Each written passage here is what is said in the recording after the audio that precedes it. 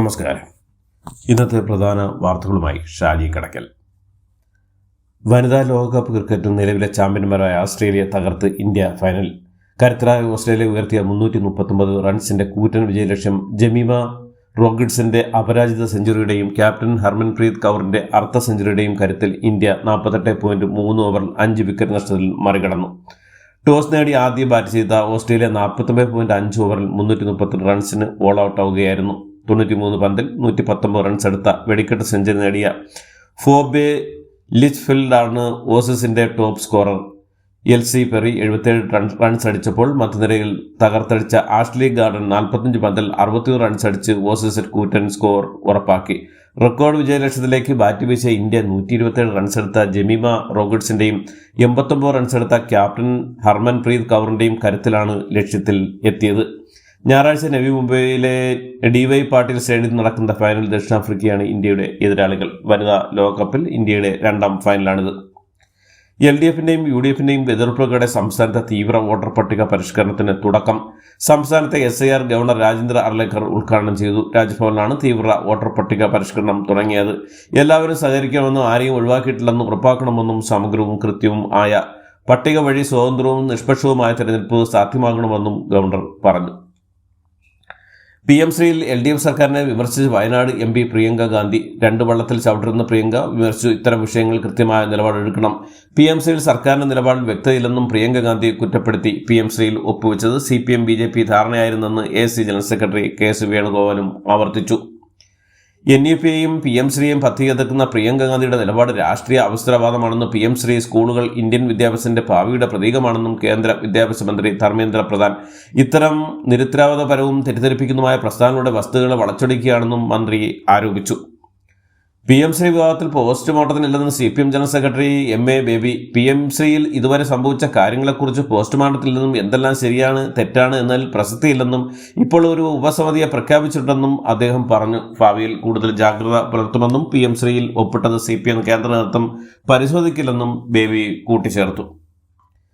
PM Shri പദ്ധതിക്കെതിരെ നടത്തിയ സമരവുമായി ബന്ധപ്പെട്ട് ഖേദപ്രകടനവുമായി AIYF രംഗത്ത്. സംഭവത്തിൽ വിദ്യാഭ്യാസ മന്ത്രിക്ക് വേദന ഉണ്ടായെങ്കിൽ ഖേദമുണ്ടെന്നും AIYF സംസ്ഥാന സെക്രട്ടറി TT ജിസ്മോൾ പറഞ്ഞു. ചൂണ്ടിക്കാണിച്ച മന്ത്രിയുടെ ജാഗ്രത കുറവാണെന്നും AISFും AIYFും കൈക്കൊണ്ട നിലപാടുകൾ തികച്ചും ആശയപരം മാത്രമാണെന്നും TT ജിസ്മോൾ പുറത്തിറക്കിയ വാർത്താക്കുറിപ്പിൽ പറയുന്നു. ക്ഷേമ പെൻഷൻ വർദ്ധിപ്പിച്ചത് അടുത്ത സർക്കാരിന്റെ തലയിടാനാണെന്ന് രമേശ് ചെന്നിത്തലയുടെ വിമർശനത്തിന് മന്ത്രി VN വാസുവിന്റെ മറുപടി. ചെന്നിത്തല പ്രയാസപ്പെടേണ്ടില്ലെന്നും LDF തന്നെ വീണ്ടും അധികാരത്തിൽ വരുമെന്നും പ്രഖ്യാപിച്ച കാര്യങ്ങൾ ആരുടെയും തലയിലിടുമെന്ന് പ്രതിപക്ഷം വിഷമിക്കേണ്ടതെന്നും അടുത്ത ഇടതുപക്ഷ ജനാധിപത്യ മുന്നണി സർക്കാർ ഇത് ഭംഗിയായി കൈകാര്യം ചെയ്യുമെന്നും ലക്ഷ്യബോധത്തിൽ നിന്നാണ് പ്രഖ്യാപിച്ചിട്ടുള്ളതെന്നും വാസുവൻ പറഞ്ഞു. ഉമ്മൻചാണ്ടിയുടെ ഭരണകാലത്ത് സാമൂഹ്യക്ഷേമ പെൻഷൻ കുടിശ്ശിക ഉണ്ടായിരുന്നില്ലെന്ന് പ്രതിപക്ഷ നേതാവ് VD സതീശൻ. അവകാശവാദത്തിന് മറുപടിയുമായി മുൻ ധനമന്ത്രി ഡോക്ടർ തോമസ് ഐസക് നിയമസഭയിൽ ഉമ്മൻചാണ്ടി സർക്കാരിന്റെ കുടിശ്ശികയില്ലെന്ന് ഞാൻ പറഞ്ഞു എന്നത് സതീശന്റെ വാദമാണെന്നും അതിനുശേഷം എത്രയോ വട്ടം അത് തിരുത്തി പറഞ്ഞിരിക്കുന്നുവെന്നും തെളിവടക്കം പ്രസ്താവനകൾ ഇറക്കിയിരിക്കുന്നുവെന്നും തോമസ് ഐസക് വ്യക്തമാക്കി. സതീശനും കൂട്ടരും എന്നാണ് ഇനി അത് തിരിച്ചറിയുകയെന്നും അദ്ദേഹം ചോദിച്ചു.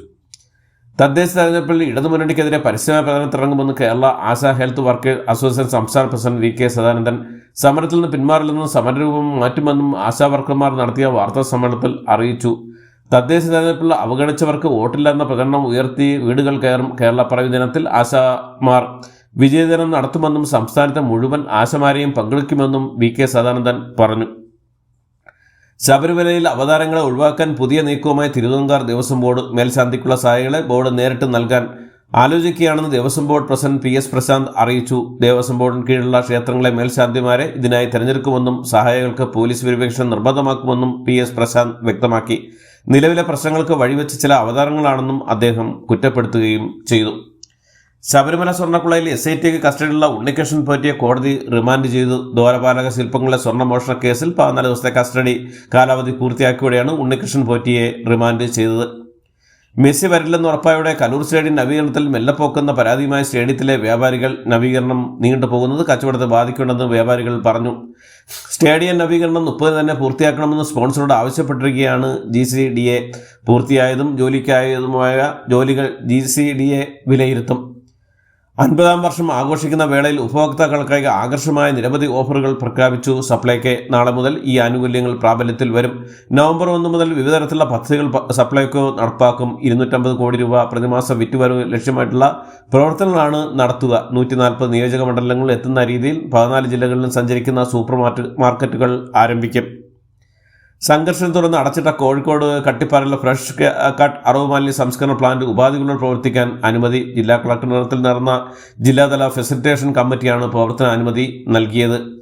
CBSE 2026 10-12 ക്ലാസുകളിലെ ബോർഡ് പരീക്ഷകളുടെ അന്തിമ ടൈം ടേബിൾ പുറത്തിറങ്ങി. 10ാം ക്ലാസ്സുകാരുടെ പരീക്ഷകൾ ഫെബ്രുവരി 17 മുതൽ 28 വരെയാണ് നടക്കുക. ഫെബ്രുവരി 17 ആരംഭിക്കുന്ന +2 പരീക്ഷകൾ മാർച്ച് 3 അവസാനിക്കും. രാജ്യത്ത് ആദ്യമായി സമ്പൂർണ്ണ ഡിജിറ്റലൈസേഷൻ നടപ്പാക്കുന്ന ട്രാൻസ്പോർട്ട് കോർപ്പറേഷനായി KSRTC മാറിയതായി ഗതാഗത വകുപ്പ് മന്ത്രി KB ഗണേഷ് കുമാർ അറിയിച്ചു. KSRTCയുടെ 8 പ്രധാന പദ്ധതികളുടെ ഉദ്ഘാടനം KSRTC ചീഫ് ഓഫീസർ നിർവഹിച്ച് സംസാരിക്കുകയായിരുന്നു മന്ത്രി. മുൻ മന്ത്രിയും നിലവിലെ MLAയുമായ ആന്റണി രാജു പ്രതിയായ തൊണ്ടിമുതൽ തിരിമറി കേസിൽ പ്രതികൾക്കെതിരെ കൂടുതൽ വകുപ്പുകൾ ചുമത്തണമെന്ന് ഹൈക്കോടതി ഉത്തരവ്. ഇന്ത്യൻ പാനൽ കോഡിലെ 409 വകുപ്പ് പ്രകാരമുള്ള പൊതുസേവ ഉൾപ്പെടെ വഞ്ചനാ കേസ് കൂടി ഉൾപ്പെടുത്താനാണ് നിർദ്ദേശം. ആഫ്രിക്കൻ രാജ്യമായ മൊസാംബിക്കിലുണ്ടായ ബോട്ടപകടത്തിൽ കാണാതായ പിറവം സ്വദേശിയുടെ മൃതദേഹം കണ്ടെത്തി. പിറവം സ്വദേശിയായ ഇന്ദ്രജിത്തിന്റെ മൃതദേഹമാണ് ലഭിച്ചത്. നാളെ നടപടികൾ പൂർത്തിയാക്കി മൃതദേഹം നാട്ടിലേക്ക് അയക്കുമെന്നാണ് കുടുംബത്തിന്റെ പ്രതീക്ഷ. മലപ്പുറത്ത് ആദിവാസി വയോധികന് നേരെ കരടിയുടെ ആക്രമണം. കരളായിൽ മുണ്ടക്കടവ് ഉന്നതിയിലെ ശങ്കറിനാണ് പരിക്ക് പറ്റിയത്. ഇയാളുടെ 2 കൈകളിലും കരടി കടിച്ച് പരിക്കേൽപ്പിച്ചു. വനത്തിൽ പച്ചമരുന്ന് ശേഖരിക്കാൻ പോയപ്പോഴായിരുന്നു ആക്രമണം ഉണ്ടായത്. ശങ്കറിനെ നിലമ്പൂർ ജില്ലാ ആശുപത്രിയിൽ പ്രവേശിപ്പിച്ചിരിക്കുകയാണ്.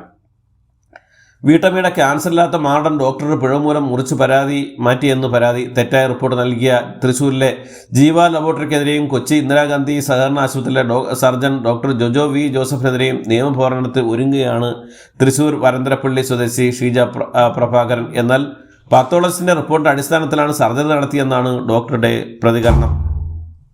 നവജാത ശിശുവിന്റെ ജഡം കോറയിൽ തള്ളിയ സംഭവത്തിൽ തൃശൂർ ആറ്റൂരിൽ അമ്മ നിരീക്ഷണത്തിൽ തുടർച്ചയായ രക്തസാധ്യത തുടർന്ന് യുവതി തൃശൂർ മെഡിക്കൽ കോളേജിൽ ചികിത്സ തേടിയപ്പോഴാണ് സംഭവം പുറത്തറിഞ്ഞത്. യുവതിയുടെ സഹോദരനാണ് കുഞ്ഞിന്റെ ജഡം പാറക്കോറയിൽ ഉപേക്ഷിച്ച സംഭവത്തിൽ അമ്മയ്ക്കെതിരെ പോലീസ് കേസെടുത്തു.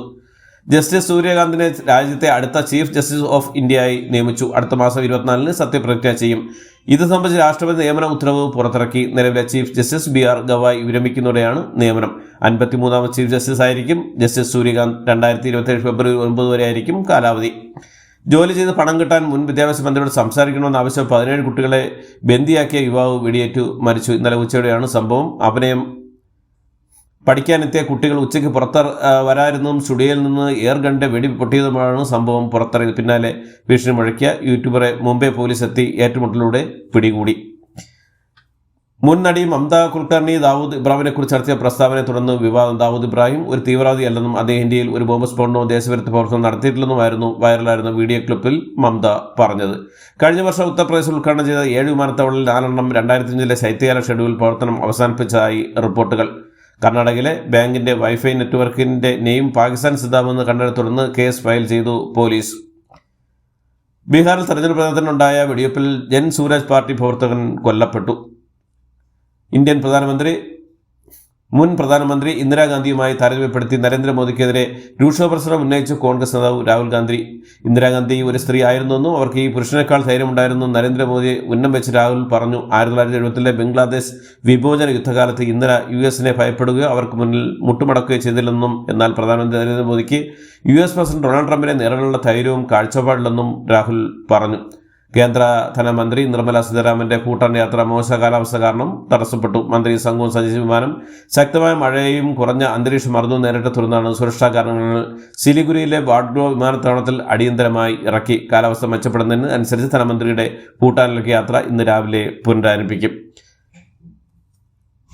കാറിലേക്ക് മൂത്രമൊഴിക്കുന്നത് ചോദ്യം ചെയ്ത ആക്രമണത്തിൽ ഇന്ത്യൻ വംശജൻ കൊല്ലപ്പെട്ടു. ഇന്ത്യൻ വംശജനും കനേഡിയൻ വ്യവസായിയുമായ RV സിംഗ് സാഗുവാണ് കൊല്ലപ്പെട്ടത്. ഇതോടുകൂടി ഇന്നത്തെ വാർത്തകൾ ഇവിടെ അവസാനിക്കുന്നു. എല്ലാവർക്കും നന്ദി, നമസ്കാരം.